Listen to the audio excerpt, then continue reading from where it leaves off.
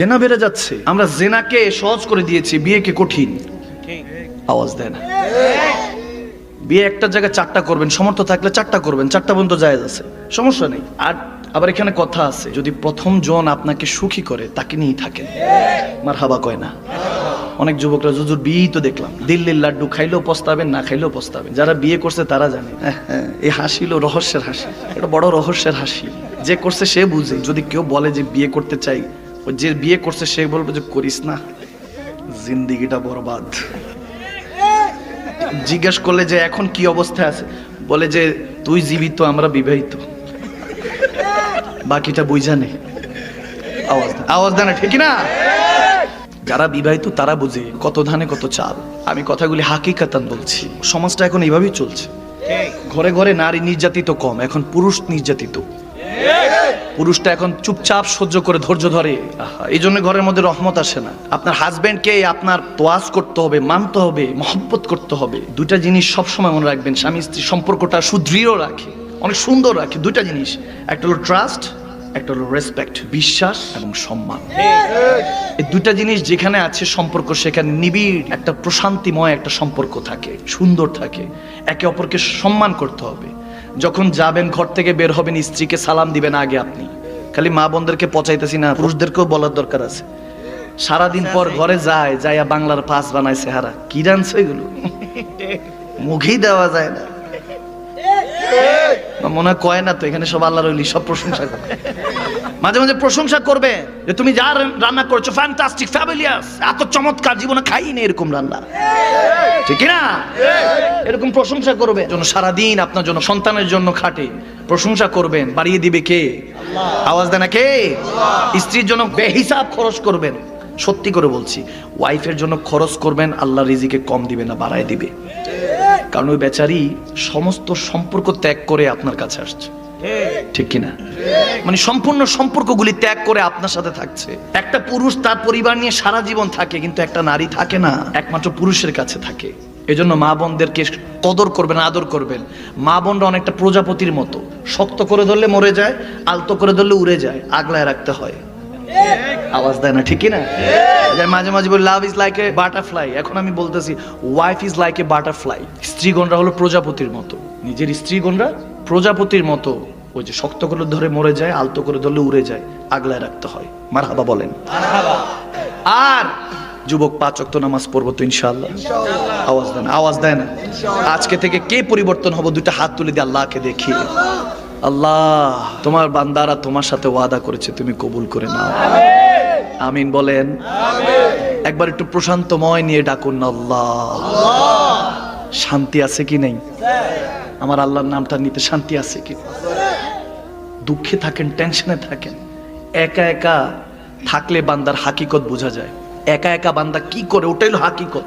একা একা যদি মালিকের নামটা মনে পড়ে, বুঝবেন যে রহমত আপনার জন্য এখন অপেক্ষা করছে।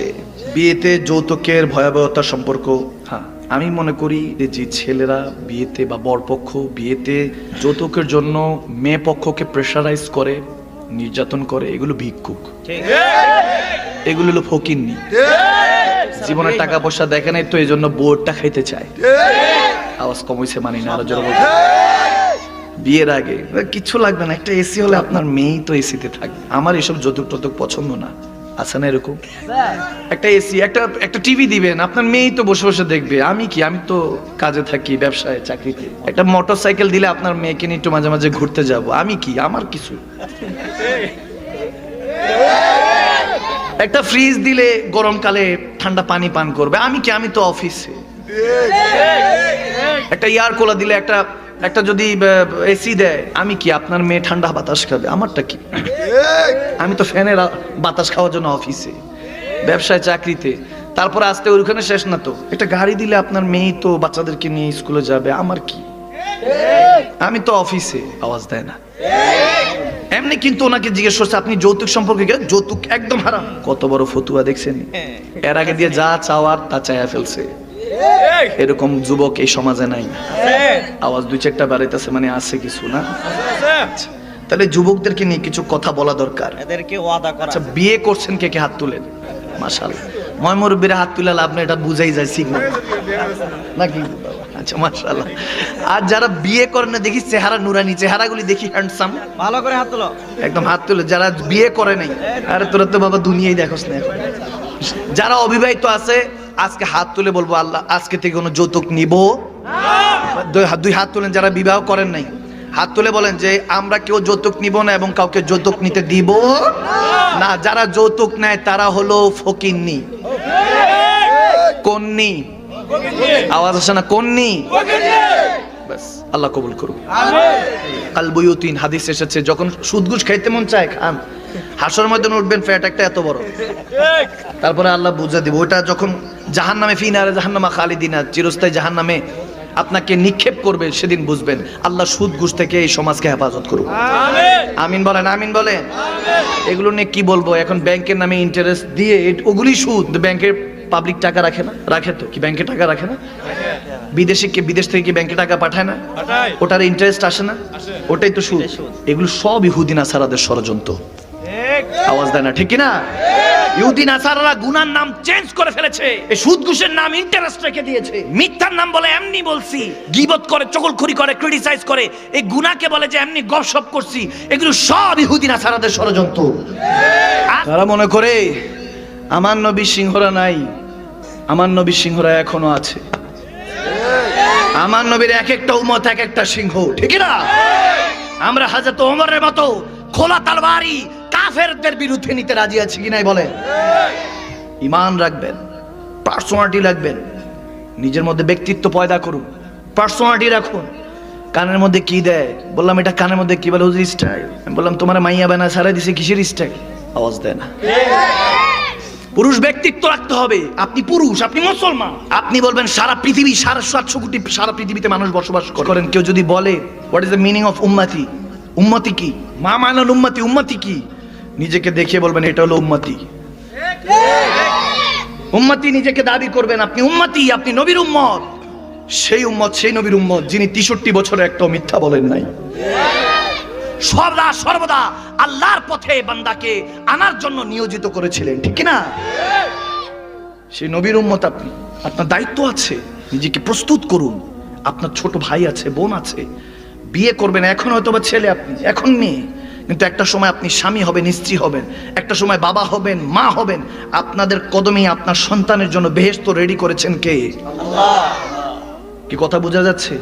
এখন হয়তো বা আপনি নারী, একজন মেয়ে, একজন পুরুষ, একটা ছেলে হতে পারেন, একটা সময় আসবে যে আমার ময় মুরব্বী ভাই বাবারা যেভাবে বসে আছেন, মুরব্বীরা, আপনারাও এভাবে একটা সময় বৃদ্ধ হবেন। কত যুবক নবীকে দেখবে বিধায়, ওই নবীর দিদার পাওয়ার আশায় কত যুবক এখন বৃদ্ধ হয়ে গিয়েছে, শুধু নবীকে একটাবার দেখবে। বলে আল্লাহ শুনেছি তোমাকে তো দেখা যায় না, এই চোখ দিয়ে যে জেনা দেখি, গুনাহ দেখি, কিভাবে তোমাকে দেখবো? শুনেছি নবীকে দেখা যায়। তাহাজ্জুদের মসলার মধ্যে কত এখনো বৃদ্ধরা, কত যুবকরা হাতটা তুলে চোখের পানি ফেল করে রব্বে করিমের কাছে চায়, ওই নবীকে একটাবার দেখতে চাই যে নবী তায়েফের ময়দানে আমাদের জন্য কষ্ট পেয়েছে। সে নবীকে একটাবার দেখতে চাই। जब हुस्न था उनका जलवा नुमा, अनवार का आलम क्या होगा, हर कोई फिदा है बिन देखे तो दीदार का आलम क्या होगा। सुभान না দেখে এত ভালোবাসি, দেখলে জানি কত ভালোবাসতাম। মাঝে মাঝে মন চায় বলি, ইয়া রাসূলুল্লাহ, অনেক বড় গুনাহগার, আপনার কাছে প্রত্যেক দিন নামা আমল নাকি ফেরেশতারা নিয়ে যায়, জানি না আমার আমলটা দেখলে আপনি কত কষ্ট পান। ইয়া রাসূলুল্লাহ, ওই উম্মত হতে পারি নাই, ফিলিস্তিনের মধ্যে ভাই বোনদের রক্তাক্ত রক্ত ঝরানো হচ্ছে, কিছুই করতে পারছি না। ইয়া রাসূলুল্লাহ, আপনি যে দিন দিয়ে গিয়েছেন সে দিনটাকে আঁকড়ে ধরে রাখতে পারছি না। ইয়া রাসূলুল্লাহ, মাঝে মাঝে নামাজ কাজা হয়ে যায়। ইয়া রাসূলুল্লাহ,